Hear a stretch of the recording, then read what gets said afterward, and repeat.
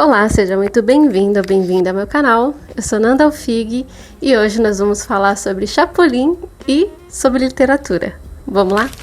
Dia desses eu lembrei de um episódio do Chapolin em que a Florinda Mesa, que sempre faz par, né, com o Bolanhos, ela homenageia uma comediante norte-americana, né, estadunidense, chamada Carol Burnett, que faz parte do episódio O Show Tem Que Continuar, parte 2, que é um episódio de 1978. Esse episódio, né, inclusive, né, que é dividido em duas partes, é um episódio que ele homenageia o cinema, né, o Bolanhos, ele encontra um senhor limpando um estúdio de cinema, que o ator é o Ramon Valdez, né, que é o Seu Madruga. Eles passeiam, né, pelos estúdios e falam sobre os filmes que foram gravados ali. E um desses estúdios, né, que eles passam é uma espécie de escritório.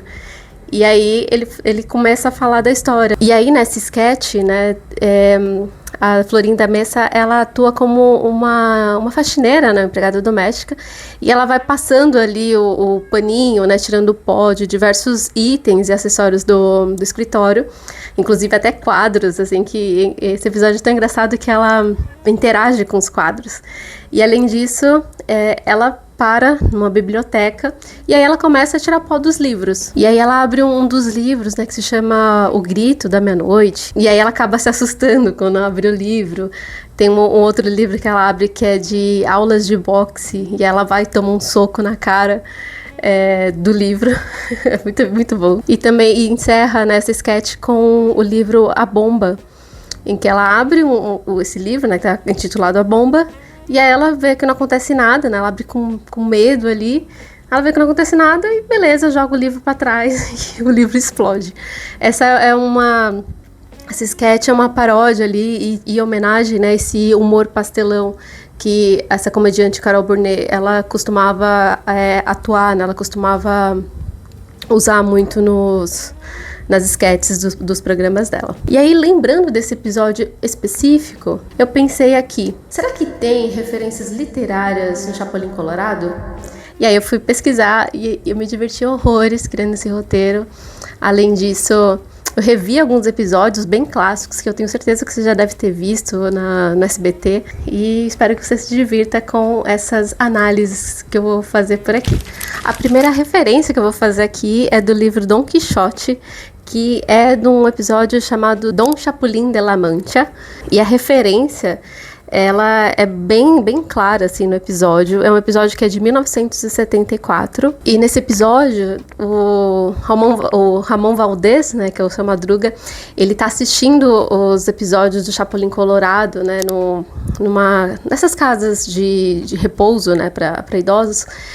E aí ele fica tão fascinado, fica tão viciado no Chapolin que ele enlouquece. Esse velhinho, né, chamado Montito, que é traduzido aqui no Brasil para Mundinho, Seu Mundinho, ele tem outros colegas ali, né, que também são idosos e que ficam preocupados com a situação dele, e aí chamam o Chapolin Colorado, né, para saber se ele consegue ajudar a resolver essa loucura do Senhor Mundinho. Como a gente sabe, o Chapolin, ele tem muitas trapalhadas, ele sempre resolve os problemas das maneiras mais malucas possíveis, e aí no final, ele, para reverter essa loucura, né, do Senhor Mundinho, ele toma a Nicolina, ele diminui e aí ele finge ser a consciência do Senhor Mundinho, né? Nada melhor do que o próprio Chapolin, né, representar a consciência do Seu Mundinho, já que ele acredita ser, né, o Chapolin Colorado. E ele acaba convencendo no fim das contas, né, de uma maneira bem surpreendente. E aí, se você não conhece a história do Dom Quixote, eu vou dar uma resumida aqui, uma explicada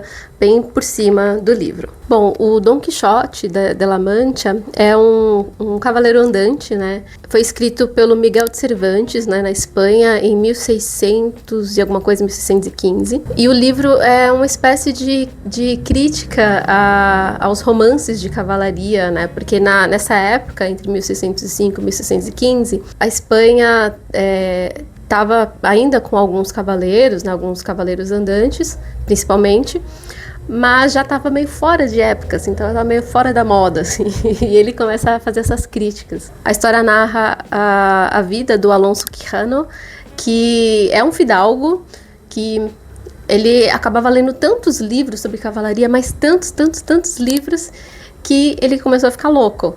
E ele achou que ele era um cavaleiro, e aí saiu por aí, né, a caminho de donzelas em perigo e situações em que ele pudesse ajudar como um bom cavaleiro. Acompanhado do seu escudeiro, né, do seu fiel escudeiro, o Sancho Panza. E aí, como um bom cavaleiro, o Don Quixote, ele busca a honra, né, e a justiça. Só que como ele já estava meio doidão, ele acaba confundindo um pouco a realidade, né? Ele mistura a realidade com fantasia, tanto que uma das cenas assim mais icônicas e sempre muito bem representada em na cultura pop é ele lutando com os moinhos de vento, achando que são gigantes. O Don Quixote, né, ele é um herói trágico, cômico. Ele tem uma donzela ali que ele é apaixonado, que é a Dulcinea de Toboso. O livro é uma representação da sanidade, né? Então é um livro que ele, da mesma forma que ele é um pouco difícil de ler, né, porque ele foi escrito em 1600, no século 17, da mesma forma, é um livro que traz essas questões, né, humanas, e também é um pouco divertido, assim. É uma obra que eu li na adolescência. Eu tô até com essa edição aqui, bem belíssima, da Editora Abril, que é bem antiga, para reler, e eu tô ensaiando para reler, e já consegui matar a saudade dessa história com Chapolin Colorado. Inclusive, tô aqui vestida de vermelho de Chapolin, com as minhas anteninhas de vinil, para contar melhor essa história. A segunda história que eu vou contar é que ela dispensa apresentações, tanto do livro quanto do episódio, porque é um episódio que marcou muito. Quem gosta de Chapolin provavelmente já assistiu esse episódio diversas vezes, que é o Juleu e Romieta, que é uma paródia do Romeu e Julieta, né, do Shakespeare. Como a gente já sabe, né, o Chapolin, às vezes ele quer ajudar, ele é o nosso cavaleiro andante, né? Às vezes ele quer ajudar, se atrapalha, e muitas vezes ele acaba resolvendo alguns problemas de uma maneira bem criativa, e outras vezes ele só atrapalha. Bom, sobre Romeu e Julieta, né, muita gente já conhece a história, mas caso você não conheça, Romeu e Julieta é um casal, né? Eles se apaixonam perdidamente, só que a família deles são totalmente opostas, são principais rivais ali, eles se odeiam.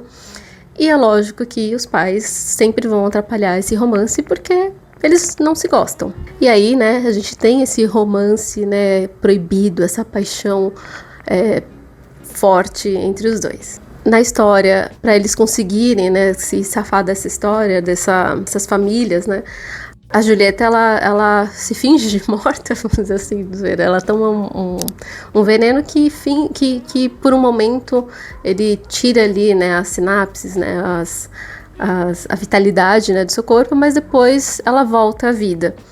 E aí o Romeu, né, triste com essa história, por vê-la, né, morta, ele acaba se matando e no fim, né, os dois ali morrem, né, num drama bem trágico, né, e romântico. Já no episódio do Chapolin Colorado, esse episódio de Juleu e Romieta, de 1973, e aí narra essa história, né, desse romance, e é um episódio que ele é dividido em duas partes. A história começa, né, com um pai que pede ajuda ao Chapolin Colorado por conta do namoro, né, da filha dele, né, e o herói, ele acaba contando a história, né, de amor do Juleu e da Romieta para ajudar o pai. Nessa história, né, é bem parecido, assim, né, o contexto, né, da pessoa ali se fingir de morta, né, a Julieta se fingir de morta e tal, só que a gente tem uma cena que é muito icônica, assim, que muita gente deve lembrar, que no livro a gente tem o Romeu, né, se declarando para Julieta, né, lá no balcão ali, né, da casa dela, na frente do quarto, ela vendo ele ali, né, se declarando para ela, e tem aquela cena do Romeu, Romeu, não sei o que, eu não lembro agora as falas. A gente tem o Juleu pedindo ajuda a um amigo, né, que é músico, que é o ator que interpreta o professor Girafales, vocês devem lembrar dele. Geralmente são sempre os mesmos atores, né? E aí ele pede ajuda para esse amigo para eles fazerem uma serenata. Só que a letra é tão desastrosa que ao invés dele falar de amor, ele começa a falar de várias outras coisas que não tem nada a ver com amor. Que não me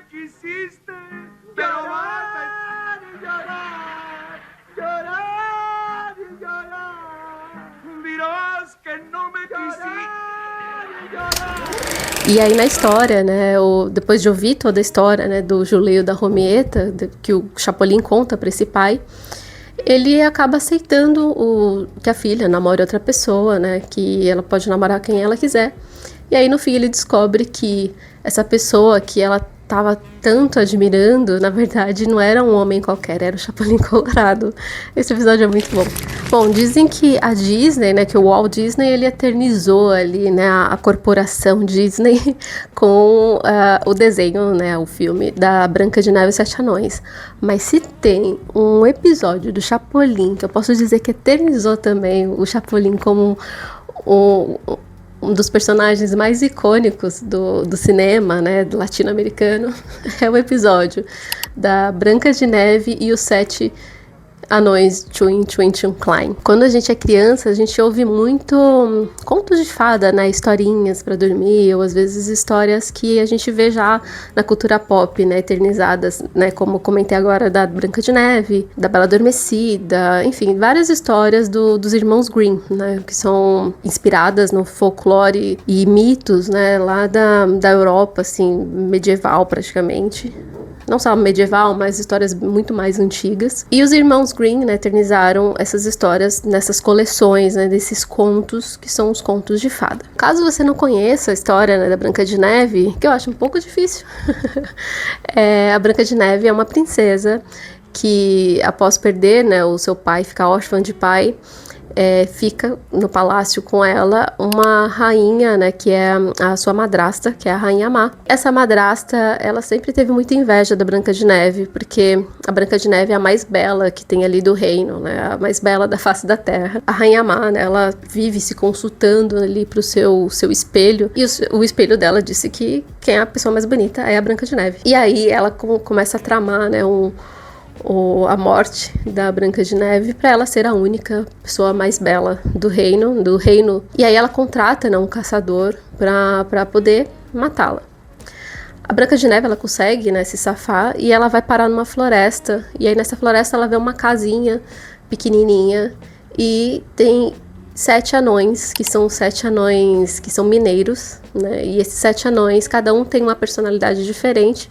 E essas personalidades, além de representarem o nome deles, é exatamente como eles são. Então a gente tem o Soneca, né, que é uma pessoa bem dorminhoca. A gente tem o Zangado, que é um cara super bravo. A gente tem o Risonho, né, que é o mais feliz. Enfim, tem diversos personagens ali, os 7 anões, que acabam acolhendo a Branca de Neve, né, e a ajudam. E aí, né, sabendo que a Branca de Neve escapou, que a Branca de Neve tá viva, a Rainha Má, ela bola outro plano, né, ela se transforma de velhinha, assim, de velhinha bruxa, envenena uma maçã, ela chega lá na floresta, né, que ela acaba descobrindo que ela tá na floresta, e aí oferece essa maçã envenenada pra Branca de Neve. A Branca de Neve come, né, gulosa, e morre, e aí, né, ela só pode voltar à vida, né, com uma condição, né? Se ela receber um beijo ali de um príncipe encantado, assim, de um amor verdadeiro. E aí é o que acontece, né? Ela acaba recebendo esse beijo, que é bem esquisito, né? Essa história, né? Necrofilia. A gente tem essa fantasia, né? Dela voltando à vida e todos foram felizes para sempre. E aí, na edição na paródia, né? Que o Chapolin fez, é um episódio dividido em 3 partes, e essa história ela começa com o Chapolin contando essa história, mas ele conta essa história para os alunos da escolinha lá do professor Girafales, né? Porque eles estavam muito agitados e o professor ele pede ajuda, né? Para saber, ele não, os alunos pedem ajuda, porque o professor Girafales não sabia contar histórias de contos de fada. E aí o Chapolin aparece e ele começa a contar essa história da Branca de Neve e os 7 Chewing Klein. Difícil não falar isso sem cantar, né? Bom, na história do Chapolin, a Branca de Neve, ela tem esse mesmo nome. Muitas coisas, né, muitas características dessa história, ela permanece na história do Chapolin, né, mas a diferença é que o nome do reino é o reino Chewing Klein. E os 7 anões, né, são mineiros, trabalham bastante lá nas minas de ouro, né, e diamantes. E eles encontram, né, a Branca de Neve, né, meio que parecida com a história original, mas na história ela após, né, comer a maçã envenenada, ela acaba recebendo um beijo ali, não de um príncipe encantado, ela acaba recebendo um beijo da marreta biônica do Chapolin, que acaba ressuscitando a princesa. Então não tem essa coisa do príncipe encantado beijar, que eu achei muito boa e genial. E muita gente conhece a música, né, que é icônica.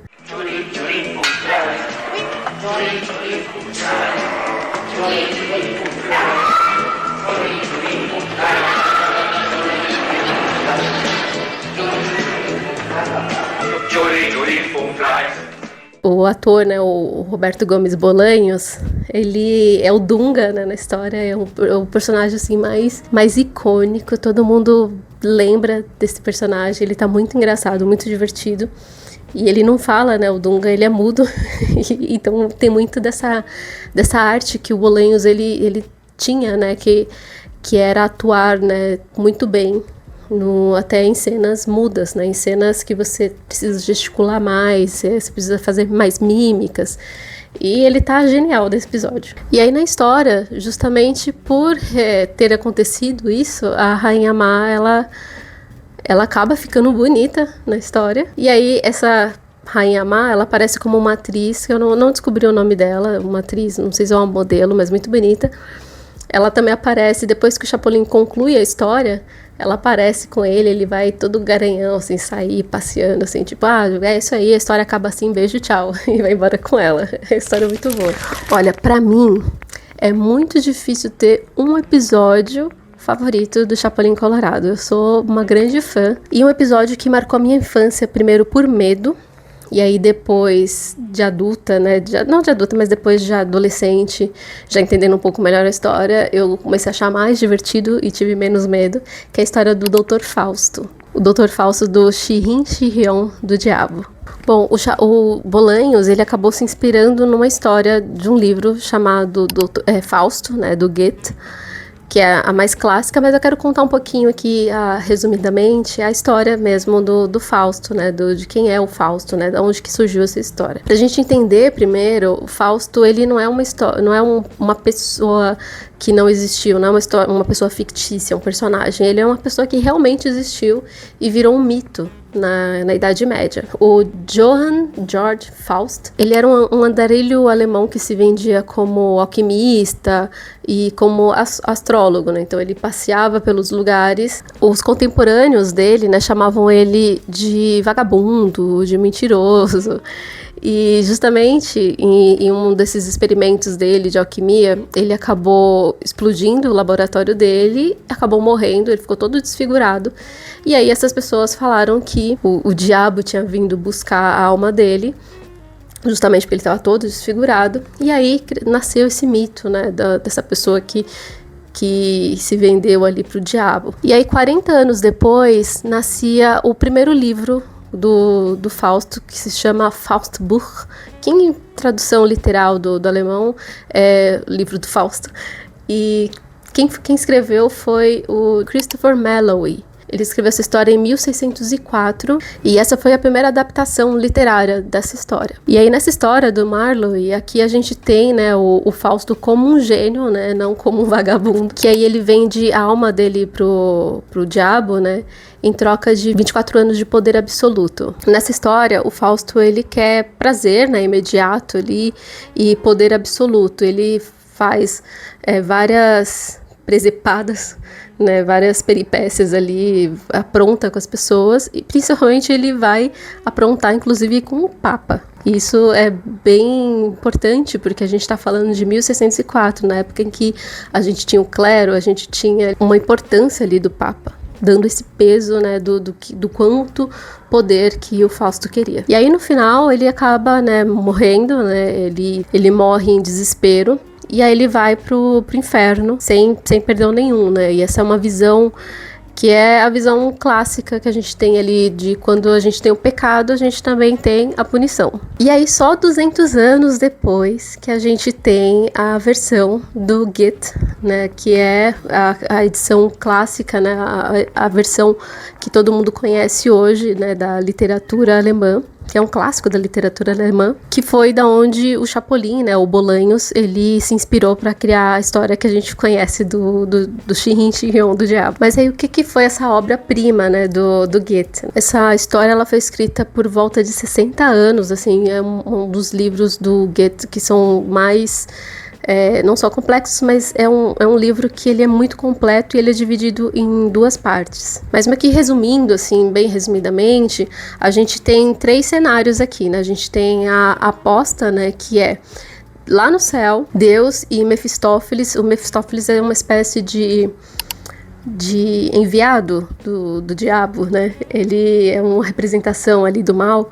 O Mefistófeles e Deus, eles fazem uma aposta sobre a alma do Fausto, né? Então, o Mefistófeles, ele acredita que pode corromper o Fausto, e já Deus diz que existe o perdão e que essa busca constante, né, do homem pela verdade, pela bondade, através da redenção. Da outra parte, resumindo também o livro, a gente tem, né, a aposta e a gente tem a condição. E aí a condição, né, para o Fausto ter todas os seus desejos realizados, ele também quer ali, né, o prazer imediato, ele não só quer o prazer, na verdade, ele quer sentir tudo que é dado à humanidade.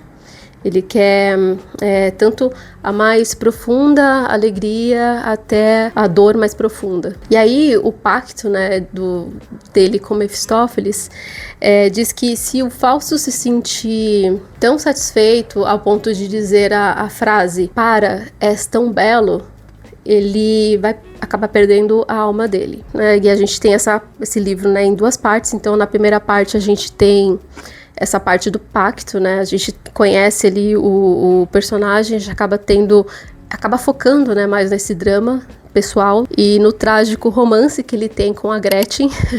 Sim, esse é o nome dela, Gretchen. Ele tem esse romance com ela, né?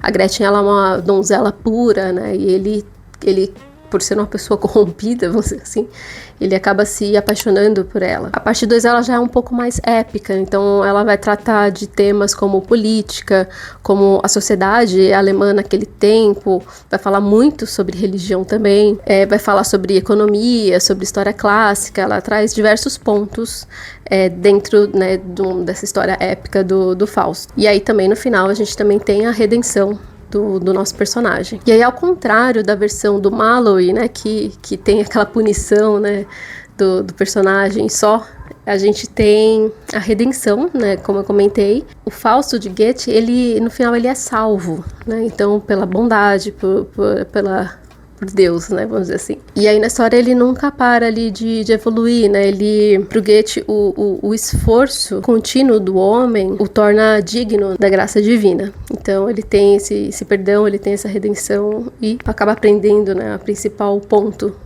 desse pacto que foi feito entre Deus e Mefistófeles. Bom, agora vamos vamos avançar para os anos 70, e aí a gente tem o episódio Doutor Fausto, com o Chapolin Colorado, que é uma homenagem, né, a esse livro, né, esse clássico alemão. O Bolanhos, ele pega essa densidade, né, essa complexidade do Fausto, do clássico alemão, e ele acaba simplificando essa história de uma forma bem genial. O Mefistófeles, né, ele é interpretado pelo Ramon Valdez, né, que é o nosso Seu Madruga. Ele sempre faz papel de vilão, né. Ele é a personificação exata ali do Mefistófeles trapaceiro.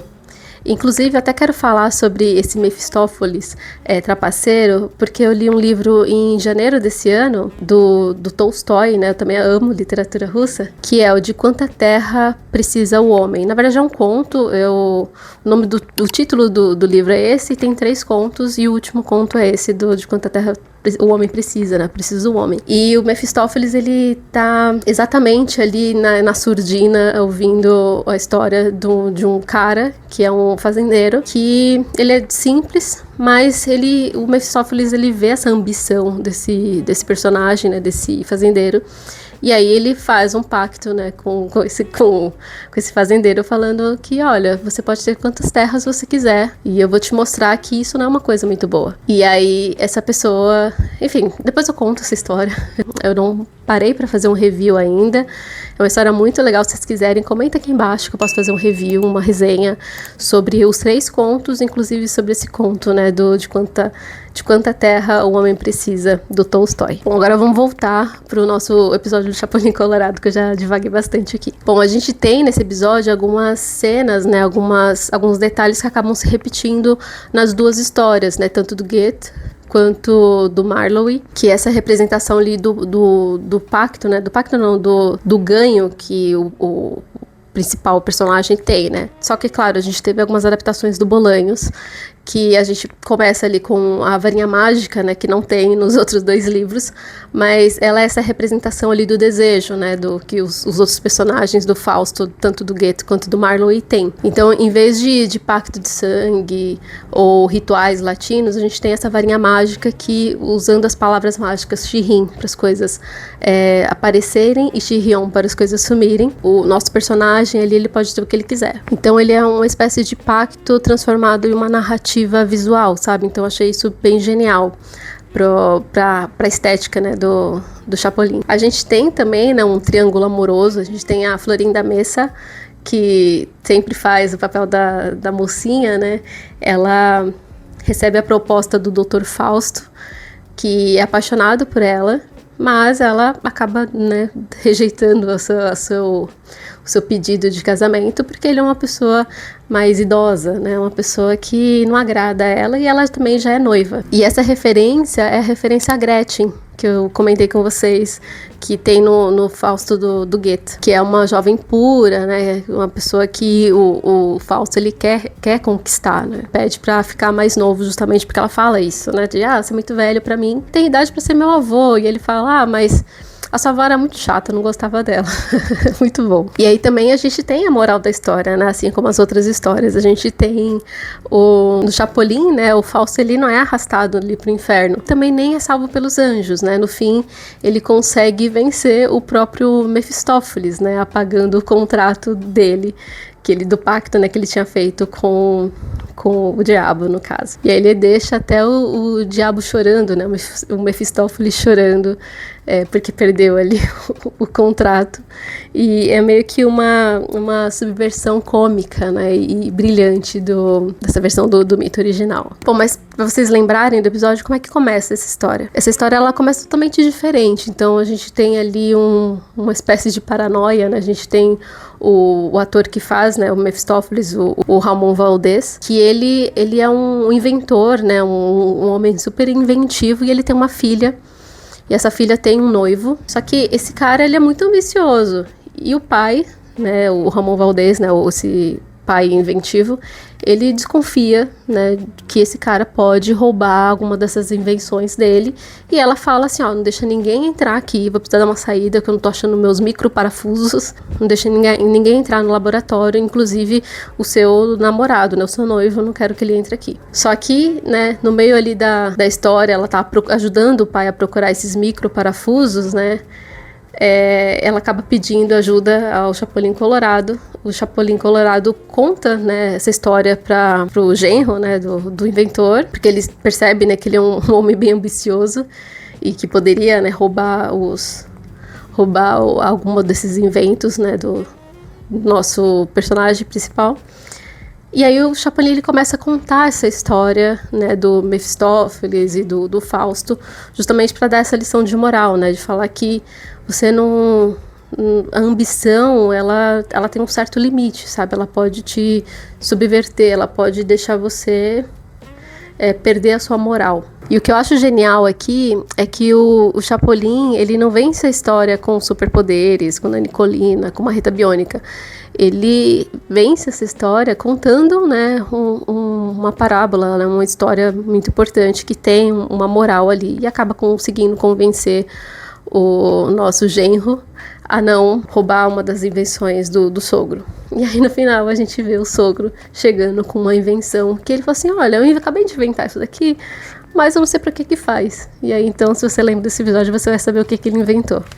Oiê! Bom, eu sou a Fernanda do futuro. E eu vim aqui, eu tava editando o vídeo, né, e eu percebi que eu falei demais, né, o vídeo ficou um pouco longo, e por conta disso, o meu microfone aqui, ele parou de funcionar na metade do vídeo. Então, a parte boa é que eu vou conseguir dividir esse vídeo em 2 partes e tem mais 4 episódios do Chapolin para poder falar. Vou ter que fazer tudo de novo, mas vai ser um prazer fazer e espero que vocês tenham gostado. E comenta aqui se você já assistiu algum desses episódios, que eu vou adorar saber. E aí se prepara que a parte 2 vem logo aí. E um beijo e tchau, tchau.